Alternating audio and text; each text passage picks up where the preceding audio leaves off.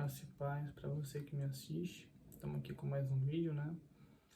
Hoje a gente vai falar um pouco sobre aquilo que eu chamo de a espinha dorsal, ou ponto-chave da Igreja Adventista, que é a doutrina do Santuário Celestial, que é conhecida por ou doutrina do Santuário ou juízo investigativo, né? Muita gente, principalmente do meio evangélico, não entende essa doutrina, não sabe muito bem. Até mesmo um membro da Igreja Adventista não sabe como me explicar muito bem, a não ser que seja um pastor ou tenha um cargo ali de certa relevância. A maioria dos membros não consegue explicar, né? E para que a gente possa entender essa doutrina, né, de maneira clara e sólida, nós temos a parte histórica de como foi que ela surgiu e precisamos entender também no ponto de vista bíblico, se realmente é uma doutrina bíblica ou não. Você vai descobrir isso no decorrer desse vídeo, né? Então eu queria começar aqui com uma parte histórica, né?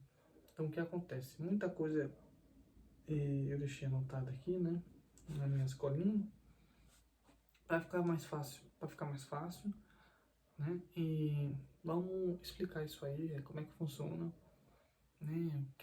O que estava acontecendo na época, né? Para essas doutrinas surgir, como que ela é, o que que ela diz, ela é bíblica, não é? Está dentro do solo da escritura, não está, né? Então, vamos para o contexto histórico do que estava acontecendo na época, né? Então, o que acontece? Aproximadamente ali, mais ou menos 1776, 1776, por essa época aí, né? Não vou bater data aqui, os Estados Unidos e o Reino Unido estavam em uma certa guerra, né? Sempre tiveram problemas ali, né? O que aconteceu que, com o decorrer do tempo, o Reino Unido liberou os Estados Unidos para ser um país independente, ou seja, o pensamento independente começou a surgir ali com o povo americano, né? Nos Estados Unidos, né? E a partir disso, né? Tava acontecendo um pouco atrás, né? Ali, Revolução Industrial, Iluminismo e tudo, um monte de coisa acontecendo. Então, o Reino Unido liberou os Estados Unidos para ser um país independente, né? Isso começou a gerar coisas boas, o pensamento positivo, certo? Mas, por outro lado, as coisas ruins. E eu não vou me ater aqui nas coisas boas, mas focar nessas coisas ruins que acabaram acontecendo. Eu separei aqui algumas coisas, por exemplo, vou ler aqui para você, eu vou ler bastante hoje, tá, gente? Então, é bem copia e cola mesmo, né? Porque era muito conteúdo, então para ficar mais fácil, né? Então, o que acontece?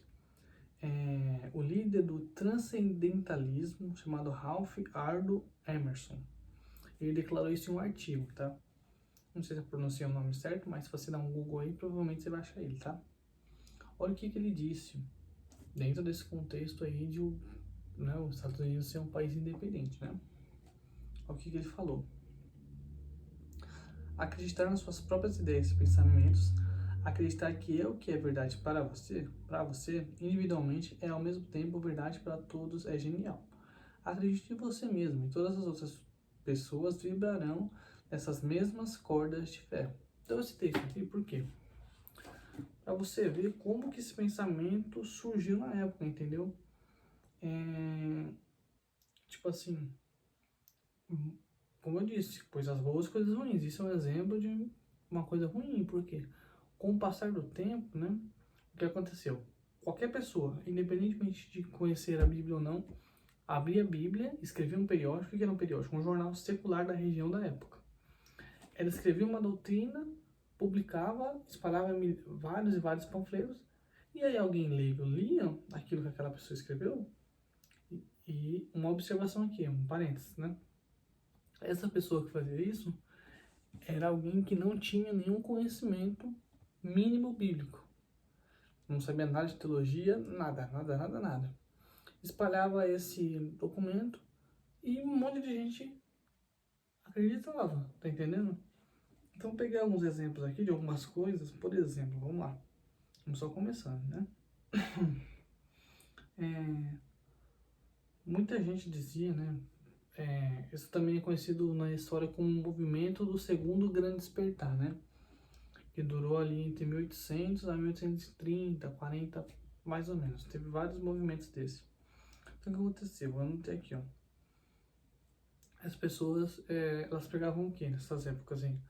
Que o ser humano ele tinha que ser perfeito, né? Não podia ter nenhuma mácula de erro.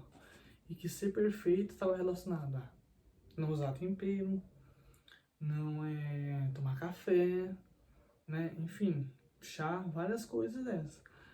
Que, aliás, muita gente pensa, né? Que a Ellen White recebeu isso de Deus, né? E passou para a igreja adventista, enfim. Isso não é verdade, tá? A gente já vai provar aqui. Porque muitas dessas coisas que ela falava, tudo indica que, e as evidências mostram que ela plagiou de outras pessoas. Por exemplo, o profeta mormon Joseph Smith, né? Os mormons, eles não tomam café, por exemplo, né?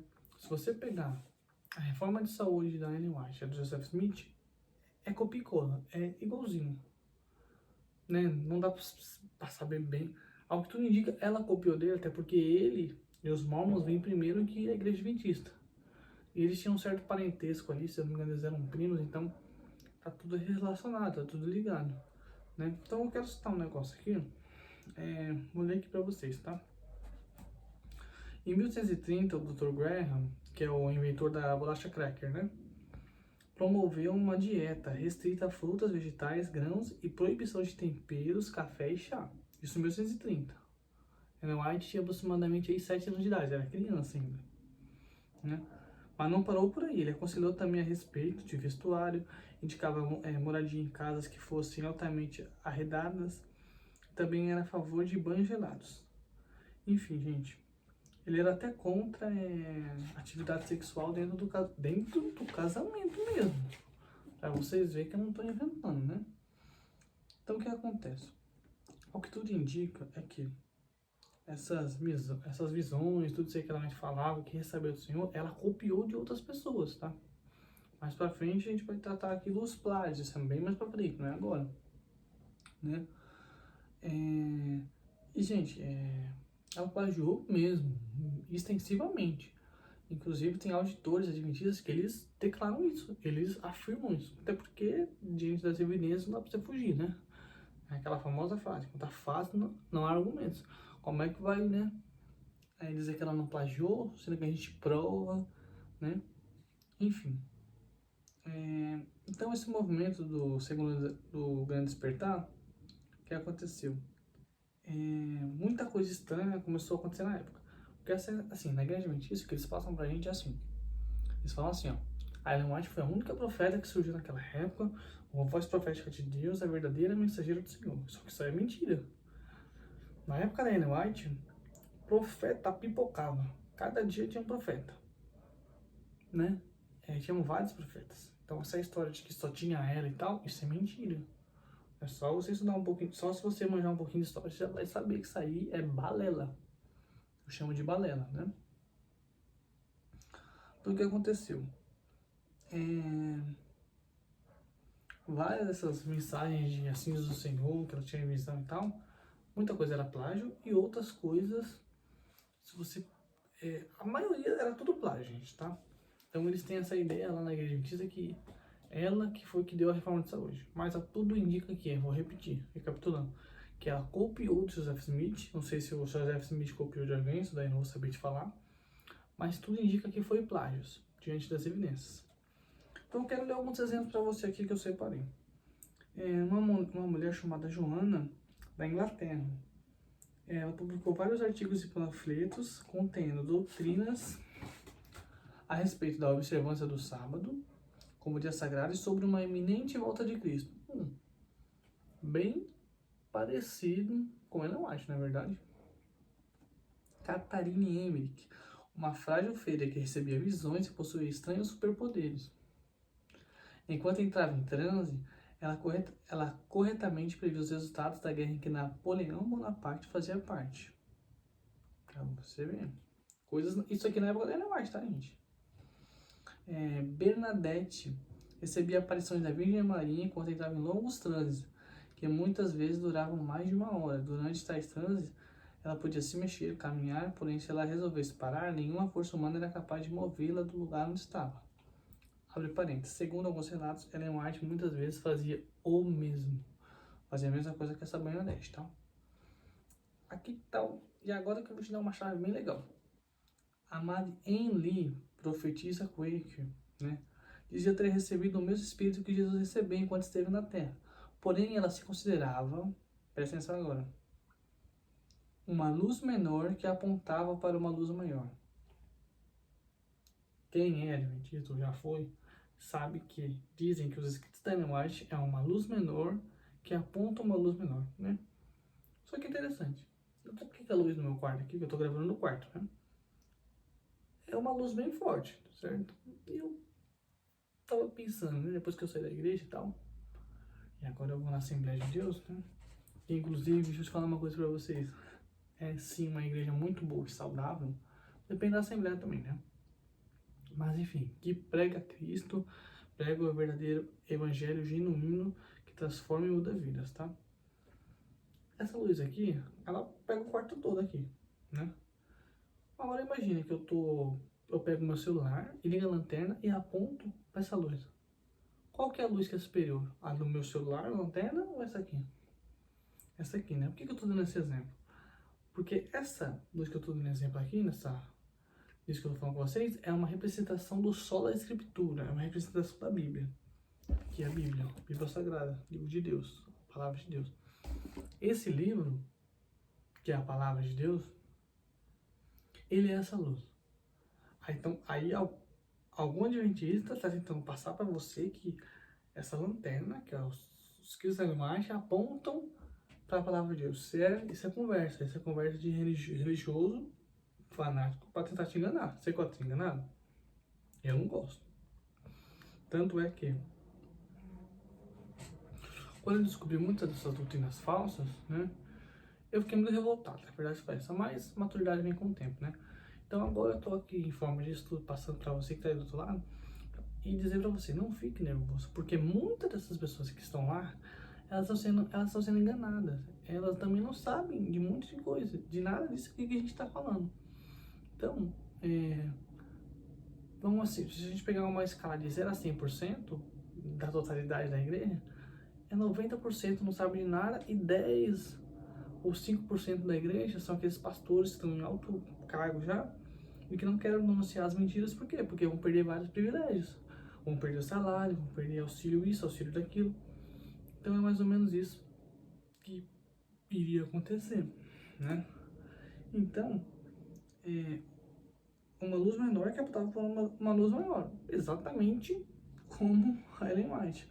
Essa Madeleine Ann Lee era uma profetisa Quaker. Depois ela se separou desse grupo e fundou os Quakers, né? Ela pegava a abstenção de ingestão de carne de porco, que nem a Ellen White faz, roupas modestas, pacifismo militar e distanciamento de qualquer outro grupo religioso. Ellen White e Ayage, mesma coisa, muito parecido.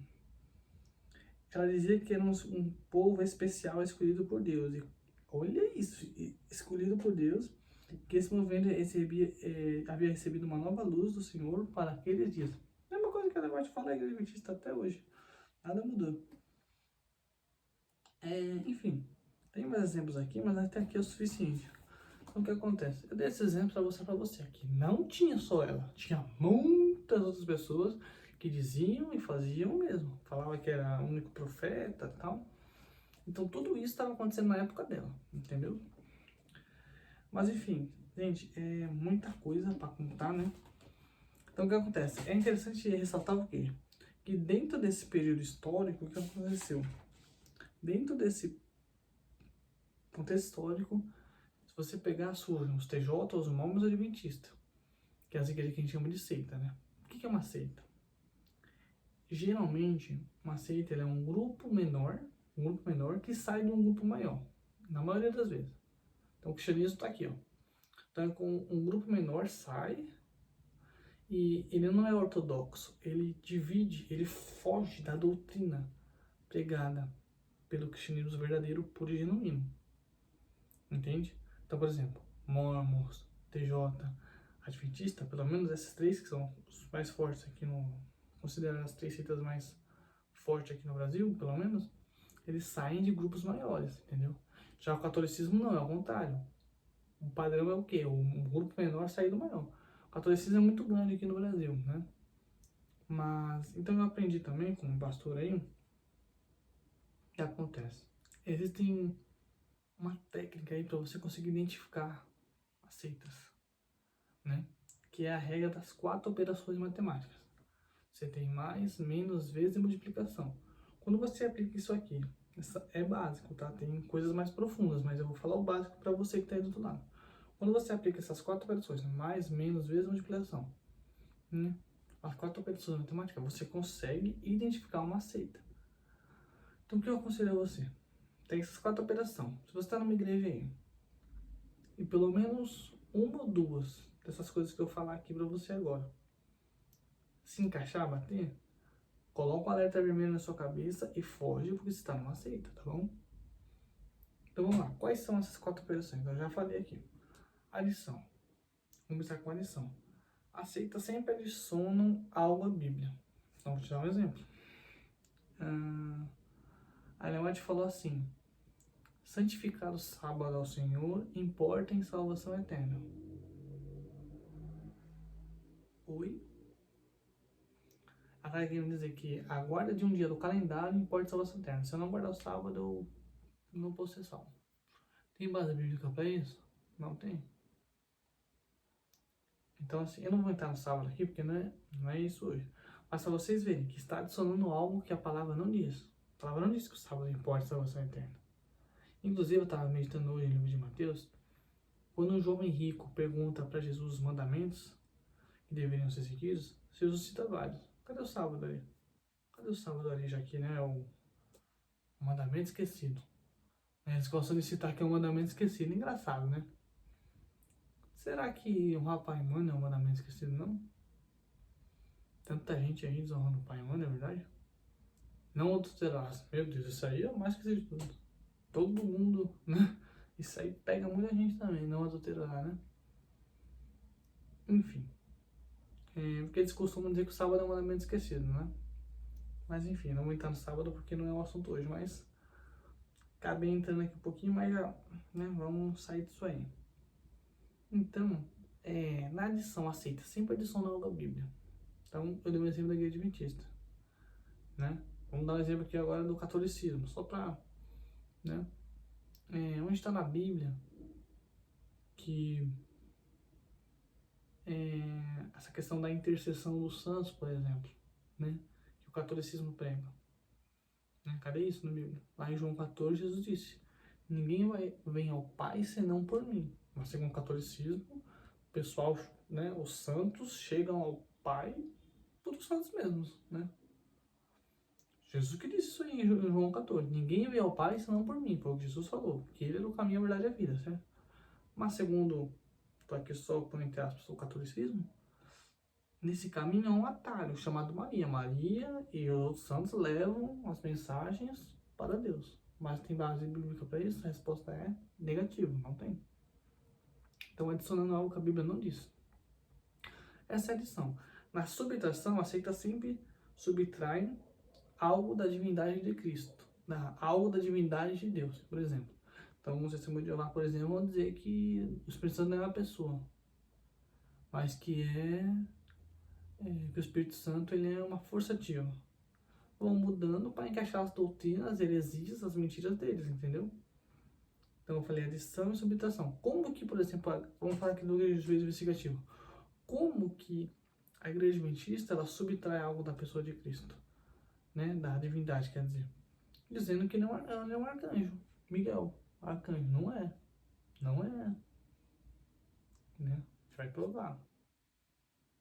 Ou, por exemplo, pior ainda, pior que dizer que ele é um arcanjo, essa doutrina do juízo investigativo, tá? Que diz o que, basicamente?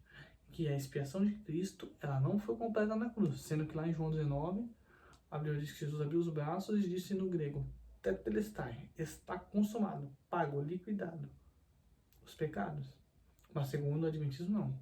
A expiação não foi completa na cruz. Por mais que Eles até vão dizer que foi, porque segundo lá nos Estados Unidos, os adventistas são conhecidos como falar pelos dois cantos da boca. Por que isso? De um lado eles falam uma coisa, do outro lado é outra. Então, por exemplo, de um lado eles falam assim, ó, a expiação foi completa na cruz. Mas de outro lado, a Ellen White, a profetisa deles, não diz isso. De um lado eles dizem que o sábado não salva, mas de um outro lado diz que o sábado salva sim. Inclusive a profeta deles diz que importa em salvação eterna. Tá entendendo? Então, mais e menos. E na multiplicação? Na multiplicação é multiplicado os meios de salvação. O que é salvação? Efésios 2:8, né? Você deve conhecer. Pela graça sois salvos, e isso não vem de vós, é dom de Deus. Ou seja, o que é graça? A graça é favor imerecido. Olha, você não merece ser salvo, você é um pobre, fraco, miserável, pecador, você é ruim pra caramba. Mas às vezes assim Deus te salva. Olha que maravilha, né? Isso é a graça. É algo que você não merece. Você não merece ser salvo. Você tem que entender isso. Põe na sua cabeça. Você não merece. Você precisa entender isso. Você não vai entender o evangelho, não vai entender nada. Você não merece. Você é ruim. Você precisa ser transformado dia após dia. Só tem um encontro com Cristo e mudar de vida. Entendeu? Então, nessa multiplicação, muda os meios de salvação. Por exemplo, por que você acha que no TJ de manhã, ou sábado, ou domingo, eles batem na tua porta? Já parou pra pensar por quê? Porque os testemunhos de Jeová, eles são contados. Então, tem como você saber, quase que precisamente, quantos testemunhos de Jeová tem no mundo. Porque eles vão batendo de porta em porta. Eles têm uma quantidade de hora, vamos dizer assim, uma cota para bater. Né? Eles têm uma contagem. Se você é TJ e você não sai para bater na porta dos outros, nessa contagem que eles têm, você não é contado. Se não me engano, eles chamam isso de perder o privilégio ou algo parecido. Né? É estranho, né? Então, o que acontece? Por que ele faz isso? Porque ele não crê na graça, ele não entende o evangelho do testemunho de Jeová. Então, ele tem que ir lá bater na porta para dar uma forcinha para Deus, entendeu? Força do braço. Lembra de Abraão? Quando ele tá falando com Deus e ele pede para que uma outra pessoa fosse o herdeiro dele. Então, é como se Abraão tivesse querendo dar uma força, uma ajuda para Deus, como se Deus precisasse de ajuda. Só que Deus já tinha um plano para providenciar quem? Isaac, e não Ismael. Quem nasceu foi Ismael. Lá na história, tá lá em Gênesis. Mas Isaac é o filho da promessa. E vocês aí estão escutando? Vocês são filho da promessa. Tá entendendo? Vocês não são Ismael, porque Ismael é uma representação de salvação pela força do braço. Tá entendendo? Mas vocês não, vocês são Isaac. Por quê? Filho da promessa. É diferente. Tá entendendo? Então, vamos lá. Então a gente falou da ação, subtração, multiplicação, divisão. Então a divisão, a gente poderia dizer que assim, ela é o exclusivismo, entendeu? É tipo assim, só a nossa igreja. E a Adventista tem muito isso. A Adventista é assim, ó. Você chegou lá, vou falar que seja bem-vindo à sua nova família, que não sei o quê. Só a nossa igreja é certa, o resto é errado, o resto é Babilônia. E segundo a escatologia adventista, Apocalipse 17, fala da meretriz, que é a Babilônia, que segundo eles são todas as igrejas evangélicas, junto com a igreja católica. Mas eles não, eles são santinhos, né? Eles guardam o sábado, eles lêem os livros de Ellen White, então tá tudo bem, né? Pra eles, na cabeça deles, é assim que funciona. Enfim, então vamos lá. A Ellen White, então a gente falou de tudo aqui, né? Mais, menos, multiplicação e divisão. De maneira, quando você aplica essas quatro, se pelo menos duas você aplicar na igreja que você tá, coloca sinal vermelho na tua cabeça e corre porque aceita. Né? Se duas ou mais encaixar, é aceita. Se as quatro for, então, entendeu? Essa é umas características para você poder identificar e saber o que é aceito e o que não é. O que é cristianismo puro e genuíno é aquilo que é mentira, aquilo que é facção religiosa e estão tentando te manipular e te enganar. Né? Então, Ellen White, queria comentar aqui, ela endossou bem claramente um falso profeta, que foi o William Miller, né? Olha, por exemplo, o que ela disse aqui. Isso aqui está em Primeiros Escritos, página 235. Olha o que ela falou. Deus mandou o seu anjo mover o coração de um lavrador, que não havia crido na Bíblia, a fim de levar a examinar as profecias. Anjos de Deus repetidamente visitavam aquele escolhido para guiar seu espírito e abrir a sua compreensão, profecias que sempre tinham sido obscuras o povo de Deus. Foi-lhe dado início de cadeia de verdades e foi levado a examinar elo após elo, até que olhou maravilhado e admirou pela palavra de Deus, viu ali uma perfeita cadeia de verdades. Mais pra frente aqui, eu vou pular um pouquinho. Assim como chamara Eliseu para deixar seus bois e campos de seu trabalho, a fim de seguir Elias, com tremor, Guilherme Miller começou a desvendar ao povo os mistérios do reino de Deus. Assim como João Batista, ela chega a comparar ele com João Batista. O Guilherme ou o William Miller, nada mesmo. Assim como João Batista anunciou o primeiro advento de Jesus e preparou o caminho para a sua vinda, Guilherme Miller e os seus com ele se ajuntaram proclamando o segundo advento do Filho de Deus. Deus encaminhou a mente de Guilherme Miller para as profecias e deu grande luz quanto ao livro do Apocalipse. Anjos de Deus acompanhavam Guilherme Miller em sua missão, e ela vai continuando endossando o cara. Tenho visto que, olha isso aqui, o diagrama de 43 foi dirigido pela mão do Senhor e ele não deve ser alterado.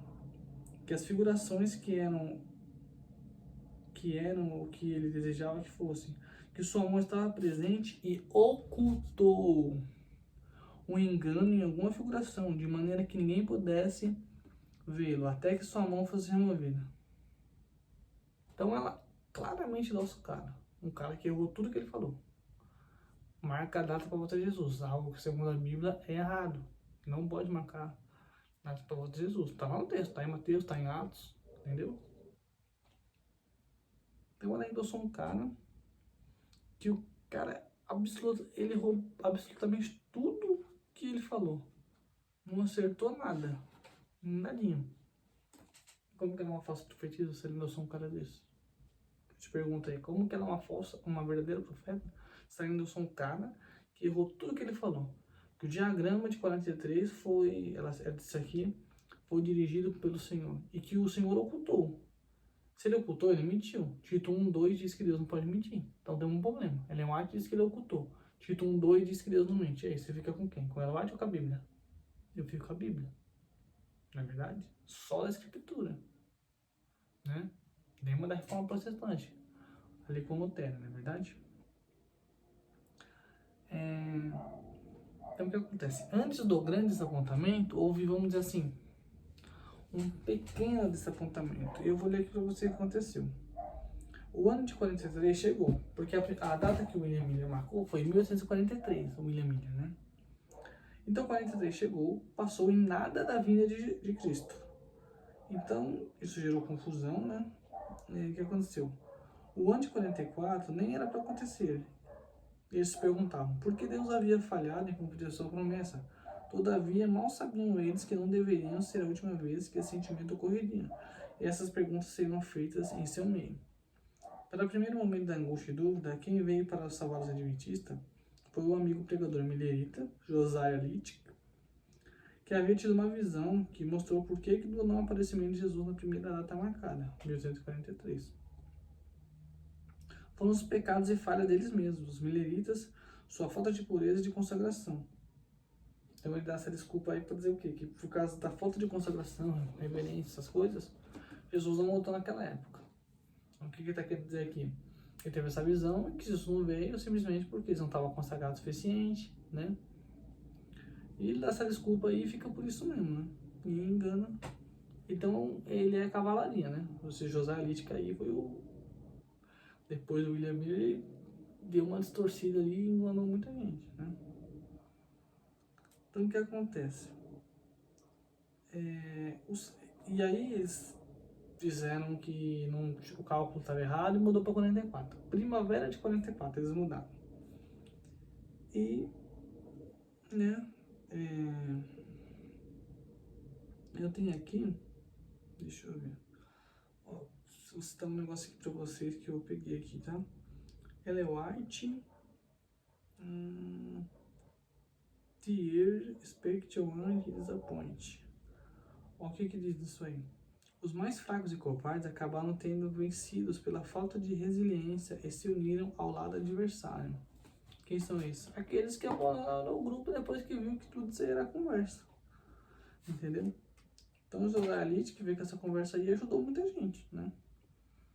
Na primavera, mais uma data marcada, nada aconteceu da volta de Jesus. Então o que aconteceu? Veio um tal camarada chamado Samuel Snow e ele, ninguém sabe muito bem dizer o porquê, ele disse que a data correta não era na primavera de 44. Então marcou 43 e deu errado. Israelítica. Chegou a primavera de 43, veio Samuel Snow. E ele disse que a data correta era 22 de outubro de 1844, a data certa da volta de Cristo. Por quê? Porque iria cair no dia da expiação do calendário judaico caraíta. Pera aí, eu não estou entendendo nada. Quando Jesus veio nessa terra, tinha um calendário rabino lá, né, e tal. Não sei se tinha esse nome ainda. Que tinha as festas judaicas, que ele participava. Então, os caraítas, eles são tipo uma seita dentro do judaísmo. É tipo o adventismo, os mormons TJ dentro do cristianismo, entendeu? É isso, basicamente. Então, esse calendário aí tinha tinha por objetivo essas festas que aconteciam. E por algum motivo, esse Samuel Snow disse que isso seria a data correta da volta de Jesus. E aí pegaram aquilo. Então você tem que entender que assim, esse povo, quando eles pregavam que Jesus ia voltar, gente, o que acontecia? Eles pregavam com ódio. Ó, Jesus vai voltar, vocês vão queimar, vocês não estão acreditando na data da vinda de Jesus que o William Miller falou, vocês vão queimar no fogo, viu? E isso e aquilo, entendeu? Era assim que acontecia. Então o que aconteceu? Quando não aconteceu, esse povo começou a se agarrar na primeira coisa que vinha. Ou seja, a primeira bomba que acontecesse, eles se agarravam a isso. Por quê? Para não negar e dizer que estavam errados. Ou seja, ao invés de admitir o erro, eles abraçavam o que vinha. Para dizer que eles estavam certos e o resto das outras igrejas era o quê? Sinagoga de Satanás, Babilônia, enfim, que iam para o inferno e tal. Complicado, né? Então, isso aí tudo que eu falei, a gente pode considerar, entre aspas, como um pequeno grande desapontamento. Porque não foi de fato o grande desapontamento. Esse grande desapontamento foi só marcado por 22 de outubro de 44, que foi o dia que Samuel Snow deu essa revelação, né? E aí, gente, muita coisa ruim acontecendo nesse dia. Por quê? Tem relatos de livros que mostram o quê? Muita gente, isso aconteceu no norte dos Estados Unidos, né? O que aconteceu? Muita gente subia para as montanhas, e foram muitos idosos e crianças, enfim. E esses jornais da época que mostram que essas pessoas morreram congeladas, morreram de frio. Devido à loucura de tudo isso que aconteceu, muita gente ficou lunática. Teve gente que ficou lunático, não só no hospício, mas dentro de casa, né? Devido a esse grande desapontamento, a esse fanatismo religioso, entendeu? E isso, então, a gente aplicando para o nosso tipo, tem que tomar cuidado, porque todo fanatismo religioso é complicado. Tem igrejas aí que elas são super religiosas, cheio de conjuntinho de regras de pode e não pode. Mas o relacionamento com Deus quase não existe. Então, o que o Novo Testamento nos mostra é o quê? Dentro da palavra de Deus agora. Que precisamos ter um íntimo relacionamento com o Criador, não um conjuntinho de regras, né? E é isso que a igreja diz tem, um conjuntinho de regras de pode e não pode. Isso você pode, isso você não pode, isso você pode, você não pode. O reino de Deus não funciona assim. Cheio de regras, essas facções religiosas, elas entram, matam a base toda do evangelho e vêm trazer essas regrinhas. Só para te controlar, só para te manipular. Você gosta de ser enganado? Então a gente está trazendo aqui em vídeo para você ver aprender e dizer não a essas mentiras. Não ao erro. Diga não às mentiras. Tá entendendo? Então, no grande apontamento, gente, assim, muitas coisas ruins aconteceram, né? Então, pessoas morreram de fome, sabe? Pessoas que doaram, sabe? Dinheiro, um monte de coisa em prol desse movimento, morreram depois. Por quê? Porque eles fizeram isso como uma demonstração de fé. Olha, eu tenho tanta certeza que Jesus vai voltar em 44, que eu vou doar isso aqui, ó. Então teve gente que não plantou, por não contar, não pôde colher, né, essa parte agrícola aí, né, para demonstrar tamanha fé, que tinham tanta certeza que Jesus ia voltar, que 44 ia ser o último dia da Terra, que doaram propriedades, várias coisas, e quando não voltou, se deram mal, morreram de fome, muitos vieram à falência, coisas ruins começaram a acontecer. Por quê? Por causa de um fanatismo religioso. Cuidado com o fanatismo religioso, cuidado com a religiosidade, cuidado, muito cuidado, né? Porque essa religiosidade pode levar pessoas a morrer, como aconteceu aqui no dia 22 de outubro de 44. Depois você pesquisa aí, grandes apontamentos de 1844. Você vai ver toda essa história que eu tô falando, né? Algumas coisas você vai ver, outras coisas você vai ter que pesquisar muito a fundo para você poder entender, mas aqui eu tô trazendo detalhado para ficar mais fácil. E eles tinham até horário, que era chamado o clamor da meia-noite. Na hora que desse meia-noite, Jesus ia voltar. Então muita gente foi para as montanhas, como eu disse, era frio, foi no norte dos Estados Unidos isso. Então muita gente subiu para as montanhas, né? E devido a não acontecer e tal. Então imagina a ansiedade desse povo.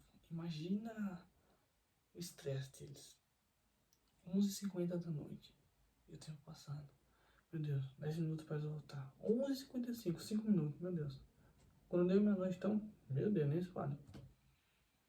E o tempo foi passando, e com o passar do tempo, eles bateram a consciência, meu Deus.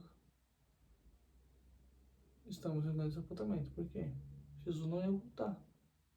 Porque marcar data não é bíblico. Entendeu? Então, o William Miller errou muito aí, mas Ellen White mais ainda. Porque ela, se dizendo profeta, endossou um cara que errou tudo que ele falou. Como que ela... E eu pergunto de novo, como que ela é mensageira do Senhor se ela endossou um cara que errou tudo que ele falou? Não acertou nada. Nada. Como é que é isso aí? Difícil, na verdade. Então, gente, eu quero ler aqui com vocês agora jornais da época. Jornais dizendo a respeito do que aconteceu nesse dia. Morte nos acampamentos mileritas, tratamento desumano de crianças. A reportagem dizia: mileritas de Filadélfia permaneceram encampados perto de Phoenix durante toda a noite de segunda e terça-feira. Na quarta-feira, 2 crianças foram encontradas geladas e mortas. O cruel e desumano tratamento de seus pais fez com que isso acontecesse. Quem sabe agora eles acordem para a realidade? Isso com o jornal Brooklyn Daily Angry, né? Vamos mais, ó. Idosos e crianças falecem após intensa exposição de frio e umidade de noites anteriores. Daily Argos, 25 de outubro de 44. Homem em Boston corta a própria garganta e em seguida é internado no hospital psiquiátrico, em virtude do grande desapontamento millerita. Gente, é tanta coisa. Ó, vou falar só mais uma aqui. A adolescente comete suicídio se jogando no Rio Niágara após insanidade e o ter acometido em virtude do desapontamento millerita. Enfim, gente, é muita coisa. Tem relatos, por exemplo, de pais matando filhos, filhos matando os pais. Gente, foi loucura. Foi algo assim. E você viu que ela falou que isso foi dirigido pela mão do Senhor. Ela disse, a gente leu lá atrás, um dos primeiros escritos, não lembro a página agora, que ela disse que foi que a mão do Senhor ocultou e não deixou aquele povo da época ver tal, fazendo de Deus um mentiroso. Como eu cito de novo, Tito 1:2, Deus não pode mentir. E você escolhe não a ou a Bíblia. A gente fica com a Bíblia, na verdade.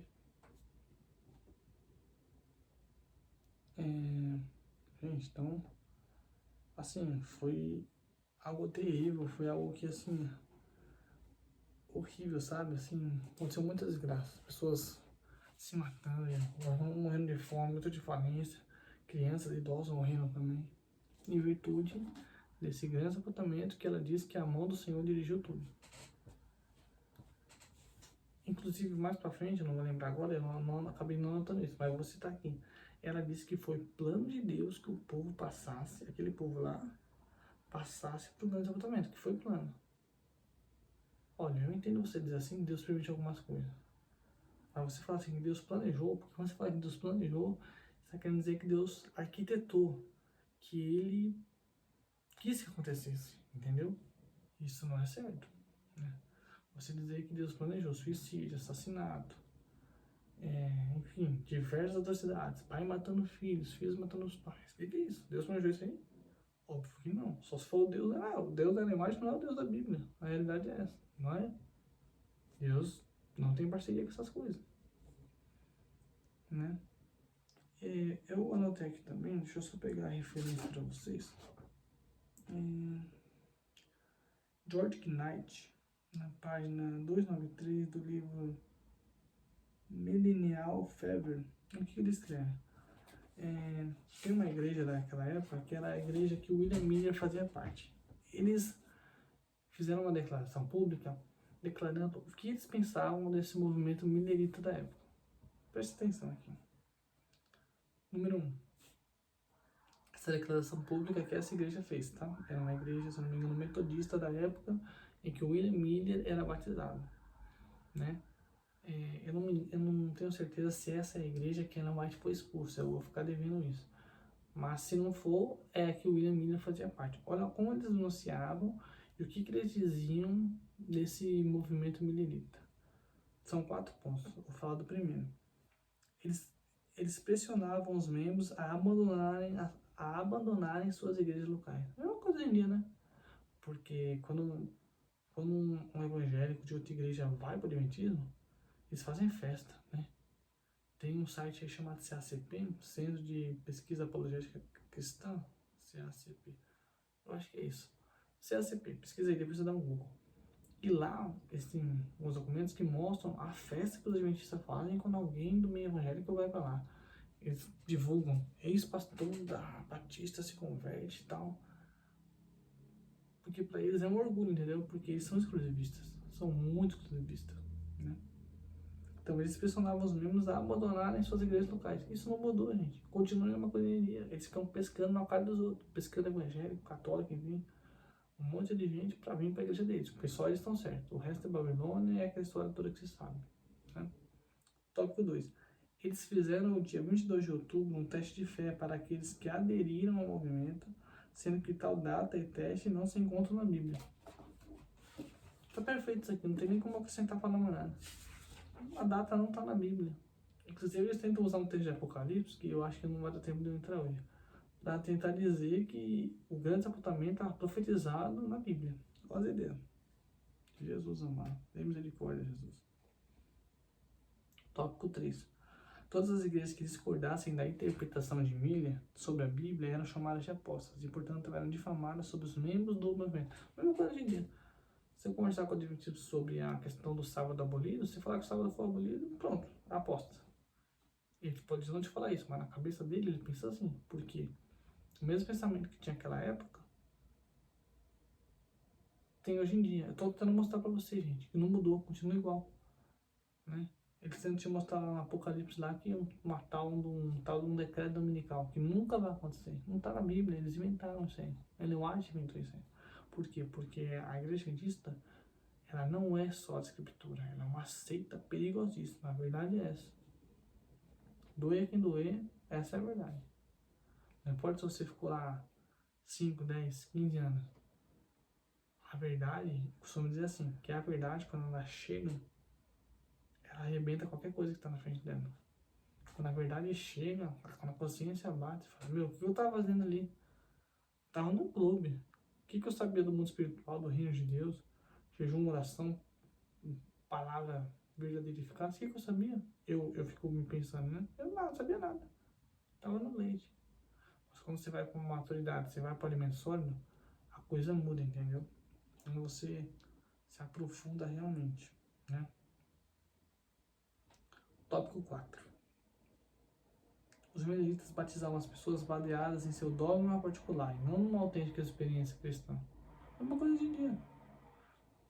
Eu não sei hoje em dia, mas há um tempo atrás, para você entrar na igreja adventista, na ficha batismal, tem que marcar um X que você crê na Ellen White, que você já leu pelo menos uma certa quantidade de livros dela, para você se batizar. Que outra igreja que tem isso? Não, sei lá, por exemplo, a presbiteriana tem ali aquela ideia lá da predestinação, do calvinismo, né? Na ficha batismal deles, será que tem lá crê em João Calvino? Não tem, né? Alguma outra, não sei. Né, o católico tem lá, sei lá, alguma ficha, nem sei se eles têm ficha. Sei lá, crê em Maria? Será que tem isso? Eu não sei. Mas eu sei que na presbiteriana não tem, mas sei que na adventista tem essas palhaçadas aí, porque é palhaçada, é palhaçada. Você tem que crer em Jesus, você não tem que crer em Ellen White. Então diga não a Ellen White, diga sim a Jesus. Você precisa de Jesus, você não precisa de Ellen White. Você precisa de Jesus, você não precisa da igreja adventista. E de nenhuma outra igreja, tá? Aliás. É de Cristo que você precisa. Tá entendendo? Olha o que a Ellen White falou. Grande Conflito, página 351.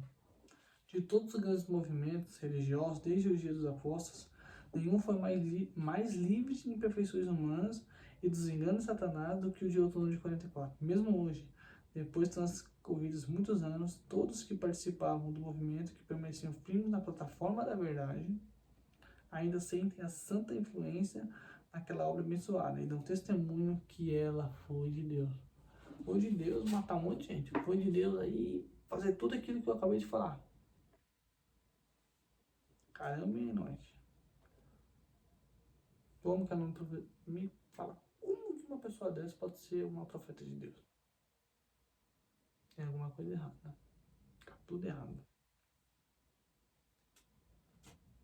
Pelo amor de Deus, gente. Eu quero citar dois textos aqui bíblicos, gente. Dois textos bíblicos. Vamos lá. Ezequiel 22, 28. Olha o que diz. Seus profetas fazem como reboco de argamassa, branco e fraco, e disfarçam suas práticas, enganando o povo com visões falsas e adivinhações fraudulentas. É exatamente o que a gente faz, viu? Chegam ao ponto de afirmar, né? Assim diz o soberano, Senhor, quando Yahvé não falou absolutamente nada com eles. Ezequiel 22, 28. Vou citar mais um. Zacarias 10, 2. Portanto, todos os ídolos são fraudulentos e mentirosos. Os adivinhadores têm falsas visões e falam de sonhos enganadores. Qualquer consolo que possam trazer é vão. E por esse motivo o povo vagueia como ovelhas desesperadas pela falta de um bom pastor. Ela mais se encaixa aqui nesses dois versículos. Queira você diga sim ou não. Essa é a realidade. Então, por que a gente está fazendo isso aqui? Para mostrar as falsas, essas coisas, essas mentiras que ela fala. Que estão tudo errado, gente. Não tem nada certo nessa igreja, tá? Tá difícil. É difícil. Eu quero que esse povo se converta ao evangelho puro, genuíno. Só da escritura. É isso que eu quero que aconteça com esse povo. Mas para isso, precisam tirar essas escamas fracas, fraudulentas da Ellen White, seus escritos e toda essa conversa e focar unicamente no só escritura, que é a palavra de Deus, tá? Vamos lá, deixa eu ver onde eu parei. Tem aqui todo o que eu preciso fazer, tá? Vamos lá. Então, deixa eu ver aqui. Meu Deus do céu, chegamos nessa parte aqui. Então, deixa eu só contar uma pequena história pra vocês, tá? No dia 22 aconteceu um monte de loucura, vocês já ouviram aqui. No dia 23 de outubro, né? O que aconteceu? Um camarada chamado Ian Edson e seu amigo Cruzia, eles estavam indo visitar uns adventistas. Não era adventista ainda, mas tinha um movimento. O adventista ama falar isso. Não, mas ali não era ainda o. Não existia a igreja adventista, né? Porque só surgiu, oficializou em 1863. Tá, mas tinha um movimento. É que tem a Assembleia de Deus, por exemplo. Teve o avivamento ali na Rua Azul, ali, o pessoal começou a falar em línguas e tal. E a partir dali, né, veio os dois missionários aqui para o Brasil, Belém do Pará, e foi fundada a Assembleia de Deus. Sempre, uma igreja não surge assim, pum, do nada. Sempre há um movimento por detrás para ela surgir. Então, não deixa de enganarem não, tá? Então, o que aconteceu? Irã e São Cruzeiro passaram... se eles fossem pelo caminho normal, vamos dizer assim, da cidade, eles iam passar por aquelas casas que eles sempre apontaram o dedo, ó, sinagoga, Babilônia e tal, aquelas pessoas que eram de outras igrejas, entende? Imagina um tanto de pastor que não tentou falar para esse povo, ou até mesmo de igreja, enfim, outras igrejas, ó, marca a data tá errada, e eles zombando, eles dando risada. Aí quando aconteceu o erro, eles não admitiram o erro. Em vez de falar, não, a gente errou e tal, não, eles se agarraram, abraçaram a primeira coisa que veio. E a gente já vai falar o que é. Então, o William Edson Cruzeiro, eles foram por um mineral. Um outro caminho. Então, teve um desvio, eles foram por outro caminho. Passaram por um mineral. Esses caras estavam aproximadamente de 1 a 2 dias sem comer, beber e dormir direito. Então, imagina. Imagina o estresse, imagina a ansiedade. Dia 23 de outubro, passaram pelo mineral, para ir na casa de outros adventistas, porque estavam todo mundo estressado, ansioso, mal, chorando, gritando, enfim. Já li até coisas dos jornais que aconteceram na época para vocês. E o que aconteceu? Esse Ira Edson, ele disse que ele olhou para cima e disse que teve uma visão. E nessa visão dizia, essa visão que ele teve era o seguinte: Jesus, pela primeira vez, tinha saído do lugar santo e entrado no Santíssimo, no santuário celestial. Literal, que segundo o que ele falou, o Ira Edson tinha lá. Foi o que ele falou. E pela primeira vez, no dia 22 de outubro de 44, Jesus deixou o santo lugar, o lugar santo do santuário celestial, que segundo ele tinha lá, a Bíblia não mostra nada disso, e ele foi para o lugar santíssimo, para a presença do Pai, pela primeira vez, 22 de outubro de 44. Depois disso, quem estava com ele foi o Crozier, né? Isso quem teve foi o Ian. Então, o Crozier foi o cara que escreveu a doutrina. E eu separei alguns tópicos aqui, poucos tópicos, mas suficientes para a gente largar fora essa mentira dessa doutrina enganosa. Ele escreveu depois um artigo, porque ele que escreveu a doutrina. A visão é do Ira Edson e quem escreveu a doutrina foi o Crozier, eles estavam juntos. Então um ajudou o outro. Eles escreveram essa doutrina, o Crozier escreveu a doutrina e teve alguns tópicos principais da doutrina. E eu vou ler para você, e você vai ficar maluco. Você que tem amor à Bíblia, você vai ficar doido. Então vamos lá. Tópico 1. Foi o que eu já falado agora. Cristo entrou pela primeira vez no lugar santíssimo do santuário celestial em 22 de outubro de 44. Ou seja, ele foi para a presença do Pai só no dia 22. Complicado, né? Cadê a base bíblica para isso? Não tem. Por quê? Porque inventaram. É heresia pura. Tópico 2. Olha esse daqui. Nenhuma expiação foi feita na cruz do Calvário. Quem escreveu isso foi o Crozier. Porque nenhuma expiação foi feita na cruz. Que absurdo, gente. A verdadeira expiação é feita pelo sumo sacerdote no santuário celestial. A eliminação dos pecados não ocorre no momento da conversão e do arrependimento dos pecados. Aí a gente vai falar que é assim, até dar uma explicação lá, não tem base bíblica nenhuma, tá? Mas que, se eu não me engano, ela fala assim que o pecado não é perdoado porque ele vai para os livros do céu como registro, porque lá está escrito e tal, ela dá uma enrolada e engana muita gente. Não, então você não é perdoado quando você se arrepende e converte, não. A expiação dos pecados, 1, 2, 3, 4, tópico 5.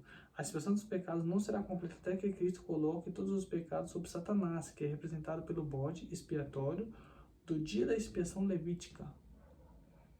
Pega a tua Bíblia depois, Levítico 16, e Isaías 53. A Bíblia mostra que quem carrega os pecados não é Satanás, é Jesus.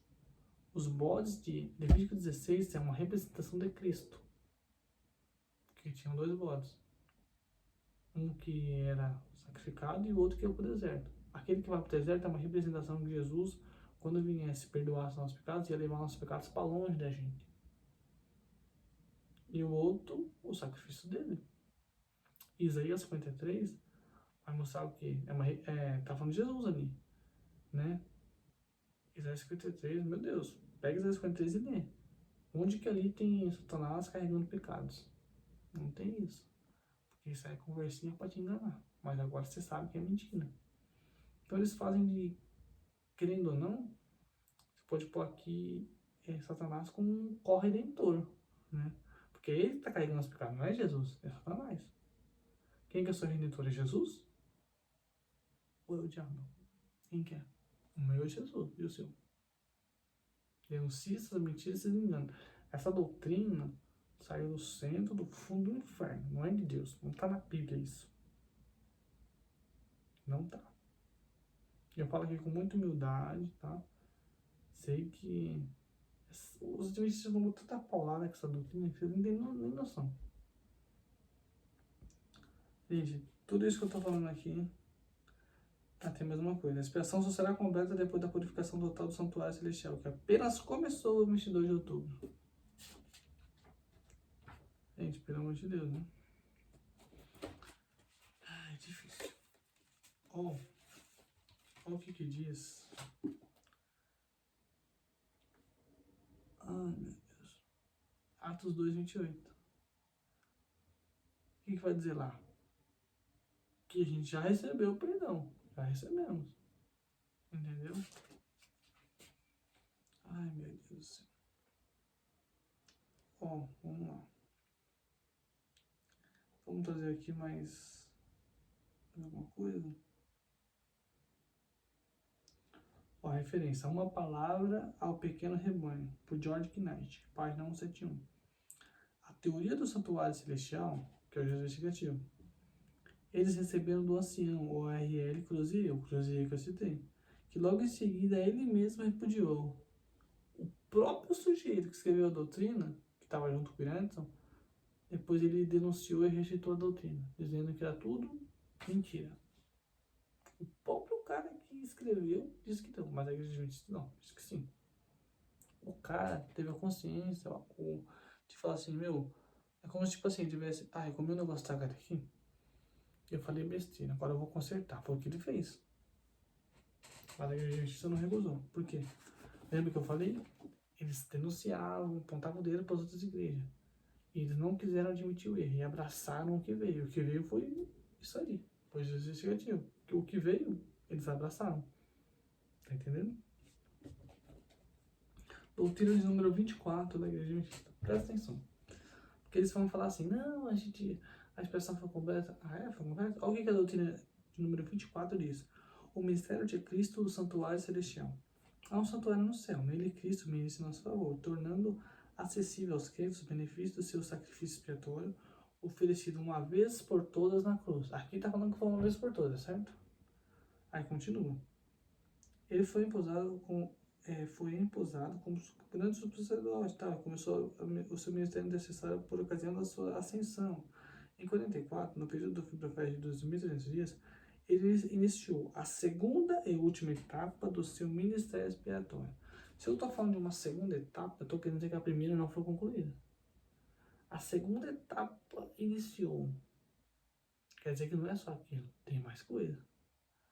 Quando João 19 diz que está consumado, e o véu do tempo se rasgou de alto a baixo. Quando o tempo se rasga de alto a baixo, aquilo é uma representação, de alto a baixo. É uma representação que o caminho agora para o Santíssimo, que é o Santíssimo significa a presença de Deus, isso é Cristo, o caminho foi aberto. O caminho tinha sido aberto através da cruz. Gente, pelo amor de Deus, isso aqui, essa doutrina não é de Deus, gente. Não é de Deus, você tem que entender isso. E quando eu falo assim, que ele iniciou a segunda e última etapa do seu ministério expiatório, quer dizer que tem algo para fazer ainda. Mas a Bíblia não mostra isso. A Bíblia repudia completamente tudo isso que eu te falei.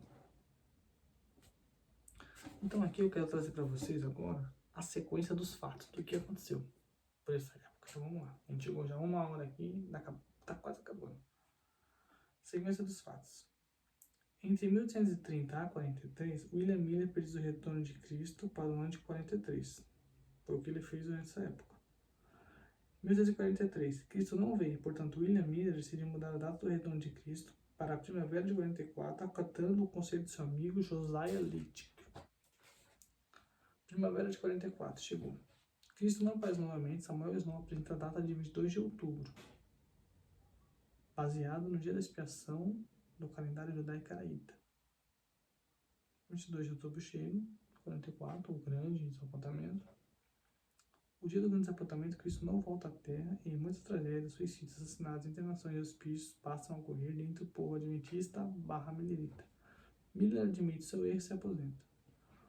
23 de outubro, Ira Edson, após sofrer grande escândalo de vizinhos a respeito da sua crença e passar muito tempo sem dormir ou se alimentar, devido à ansiedade, expectativa, ao estresse também, né? Eles têm uma visão num campo de milho e entende que a data desse evento divino estava correta, porém o evento em si não havia sido entendido corretamente. Edson convence seu amigo Cruzier de que Cristo havia saído do lugar santo no templo celestial, entrado no Santíssimo no dia 22 de outubro e iniciado a segunda parte da expiação dos pecados, que não havia sido finalizada na cruz. Olha isso.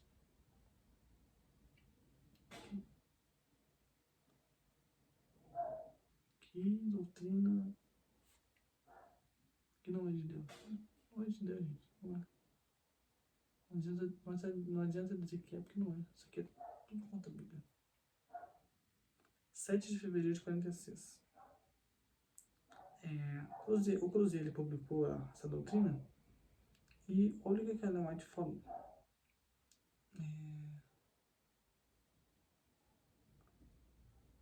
Ela tem um artigo dela, A Voz do Delirium Flock.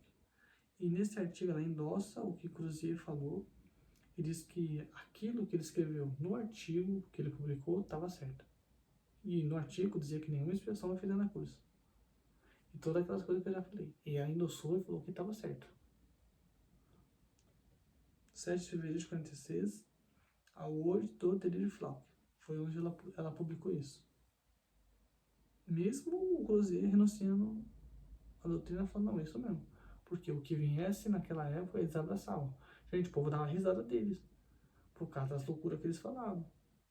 Marcando data para a volta de Jesus. Algo que a Bíblia condena. Em Mateus e em Atos. Falando que não é para marcar data para a volta de Jesus. E eles marcando, e fazendo coisa errada e essas loucuradas. Tá entendendo? Bom, deixa eu ver aqui. Tá quase acabando, viu, pessoal? Tá trabalho, mas vale a pena. Porque, assim, mesmo ser liberto, né? Dá trabalho, né? É complicado, não é tão simples, né? Estamos fazendo os vídeos aqui, então, graças a Deus, você tá podendo ter acesso aí, entendendo e compreendendo essas verdades. Eu tinha mais coisas para passar, só que acontece. Tem alguns outros versos que eles usam para tentar pôr essa doutrina, mas eu acredito que eu vou ter que deixar isso para uma parte 2 disso aqui. Porque já deu 1 hora, né? E eu acredito que não vai dar para me terminar isso. Então, o que eu vou fazer aqui? Eu vou pegar, eu vou circular aqui o que eu vou fazer, vou passar para a próxima aula, tá? Então, isso aqui, mais umas outras coisas, ó, isso aqui, isso e algumas outras coisinhas, eu vou deixar para a próxima aula, né? Aqui a gente estou mais na parte histórica e tal. Então, no próximo vídeo eu quero entrar na parte teológica, para desmontar isso da maneira teológica. A gente mostrou aqui a história. Historicamente isso gente, é absurdo, é diabólico. Então, na próxima, que vai ser o vídeo 2 depois dessa, vai ser a questão teológica, a parte, os textos que desmontam completamente essa mentira, esse falso ensino, esse engano, né? A gente vai entrar pesado, a gente vai destruir tudo, não vai ficar nada. Deixa eu só ver se tem mais alguma coisa relacionada à história para mostrar para vocês. Se não tiver, então, eu acredito, deixa eu ver aqui. Deixa eu ver, calma aí.